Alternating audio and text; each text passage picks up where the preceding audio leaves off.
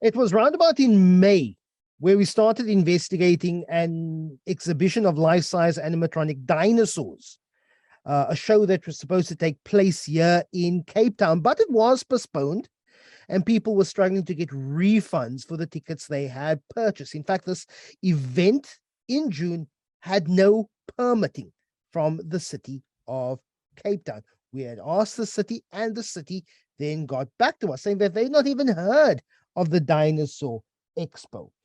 I would largely believe because of our pressure, there was then a knock at the city's door with a permit application. The city allowed the event organizers to go ahead. And so that event eventually went ahead in September. But if one looks at the reviews on websites like hellopeter.com, you will find that people are feeling a little ripped off because they have attended and it was less than what they expected, or because of the event that was cancelled, postponed in June, many people who have paid for tickets online did not get refunds. Here's what was promised: life-size animatronic dinosaurs, realistic, accurate to science dinosaurs, kids play areas. The official writing material on their Facebook says mesmerizing dinosaur street theater, dinosaur rides, amusement rides.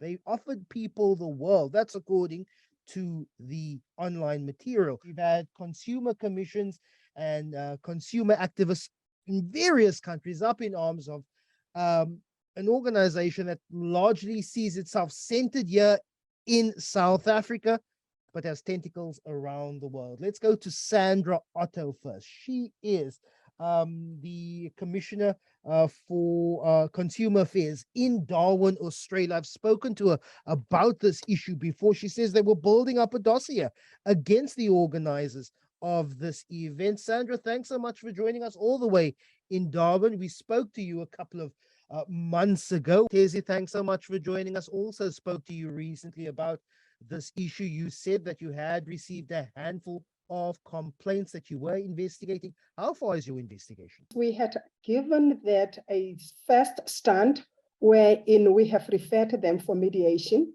with the Consumer Goods and Services Council.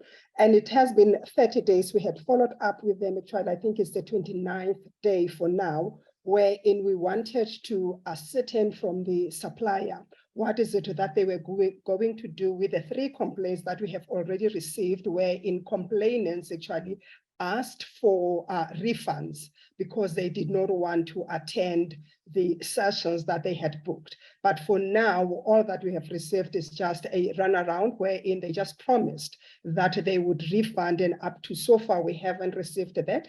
The time that we had set so far for the mediation, I think it's coming to an end. When we consider what is a scam, or what is nefarious behavior, or what is less than satisfactory service or product that we are expecting, where does your thoughts lie on this particular? And I'm now putting you on the spot here, Thezi, but when we talk about what do we label the events surrounding this Dino Expo, not just here in Cape Town, but as we hear from Sandra, all the way in Australia, in Montreal, and in Nashville, Tennessee. What do we call it? For us, what is unacceptable is wherein now you would offer a service, and then in that service, when a consumer actually, to be honest, it's very kind of like, it's a very thin line, because what a person will expect is actually, it's based on the consumer's real expectation. It's not what the supplier will offer. But if we were to agree to say that you are going to offer an expo or maybe an experience, and then this experience would maybe in this case have dinosaurs of these sizes, and there will be so many. And then you will get either maybe kids will get a toy that will be battery operated and all that.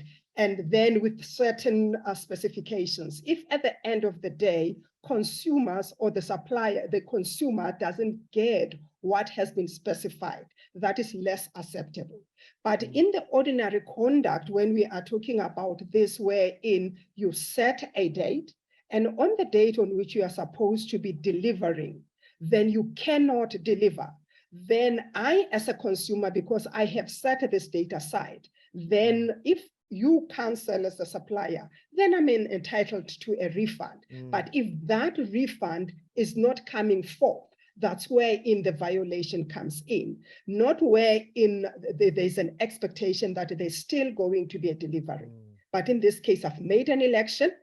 I want to cancel. You promise you will refund. It's what the CPA says, and you don't refund. Then that becomes a violation of the CPA. I'm very happy that we have been able to get consumer commissioners of 2 countries on the line at the same time. Thezi Mabuza, Acting National Commissioner of the National Consumer Commission in South Africa. Sandra Otto is the Consumer Commissioner in Darwin, Australia. Sandra, I hope this line is a little better. Good morning. Good morning. Can you hear me this time? I can hear you clearly. The Consumer Affairs Commission in Darwin, Australia has been a little bit more bold, putting this particular event and similar events organized by the same organizers under what you would call on your website as a scam watch. Please, consumer, look out, look after yourself, and look at all the material available to you before making a decision, correct? Yeah, we certainly put out a public warning, and I only do that when I'm very, very, very certain that the trader or the business is doing something that's not right. And I don't want Territorians or any Australians or anyone for that matter to lose money, particularly when they advertise an event and we know that it's not going to go ahead. When we've spoken to the local councils and the local showground, for example, and none of them had anything booked with this gentleman, and he was very firm on his dates, and there was no booking, and we were 100% certain because it was not going to go ahead. Particularly down in New South Wales and the southern end of Australia, he postponed 4 festivals, one from January, March, May, and then through to September, and none of them went ahead. So that's why I ended up putting up a public warning. Sandra, this issue, and people ask, why are you talking about the Dinosaur Expo? Well, it is seemingly a person who's putting up less than quality events, not just in South Africa, but around the world. He's taking people's money and in occasions has not refunded people. It's even reached a case where I have the entry into the Australian Parliament's official Hansard record where an MP, Sonia Hornery, read a statement into the Australian Parliament warning Australians about this particular individual, David Hooney, who's operating largely in South Africa. It's a pretty lengthy entry into the official record of the Australian Parliament. But this is how serious the Australian authorities is taking this particular issue, Sandy. Yes, that's exactly right. I've been in contact with my counterparts in New South Wales as well, and they've certainly have tried to contact Mr. Honey. We've certainly done the same thing. He's non-responsive. The complaints that we've got, they've tapered off. When I put my warning out, it was within a time frame where if anyone had paid by credit card, which is the only way you can, they could go to their bank here in Australia and get a refund. They call it a bank recharge, so they can go to the bank and say, this is not going ahead. We think it's a scam. Here's the warning from the Commissioner of Consumer Affairs. I'd like to get a refund. Thezi, I know the circumstances of Australia and South Africa is difficult. You can only act, or authorities can only act once there is an official complaint. You've only received 3 complaints from people in South Africa. Why are South African authorities so restrained in making preemptive announcements, warnings, urging people to be careful, or even talking to local municipalities, metros, saying, well, we believe this event is not legit, and on our advice, please do not give it a permit to go ahead? Why can't the South African authorities be as proactive? Lester, I do understand the approach from which you are coming from, But in this instance, in the South African law, is that there should be a violation. And scams by themselves, they are kind of like a little bit falling within a number of entities. To say, but the first one, what we were looking at in this instance is that this was an event, was it going to go ahead and proceed? There were no kind of like an indication from our side, except when we were informed by you in terms of the, by media, in relation to what they believed would have been something that would not be able to go ahead. And based on that, as Sandra has said, we have tried as well to get in touch with the organizers. And all we get is that they are running a legitimate business. And given that is that when you look from the authorities, from either the municipality, is that there are certain thresholds that they were supposed to meet.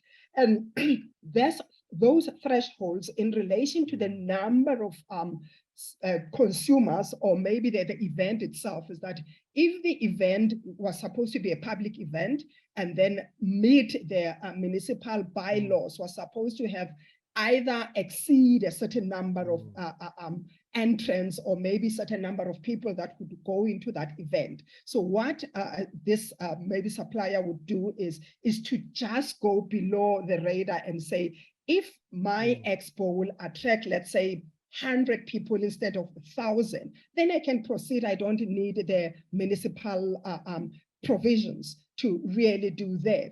And I think what we are learning from other jurisdictions as well is the laxity in terms of either small businesses, allowing them to thrive, wherein now people will actually operate below the radar, wherein we do not meet, or maybe we are below the municipal bylaws. We are allowed to supply as a small supplier or a small businessman, but then the 100 or less than 1,000 people at an event that will go there, they will be scammed. And in this case, that's what we are dealing with.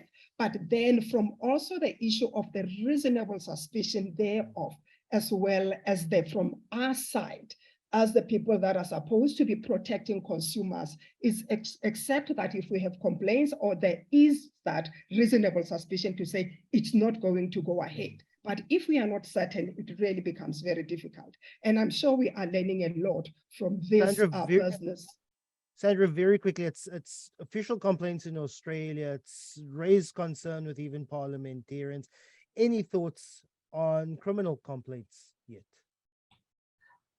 We're certainly not going down the criminal path at this stage, because we haven't got, I know as silly as it sounds, the level of complaint that we need to go down that path.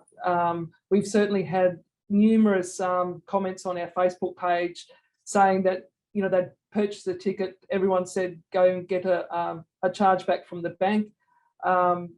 Some people I know have approached the festival organisers to get refunds. Those refunds haven't occurred. The problem is he's not in Australia. We can't get him to contact us. We've found it nearly impossible, and I'm not the only jurisdiction that's found that. So at this stage, unless he raises his head again, we're just taking a watch and see at this point.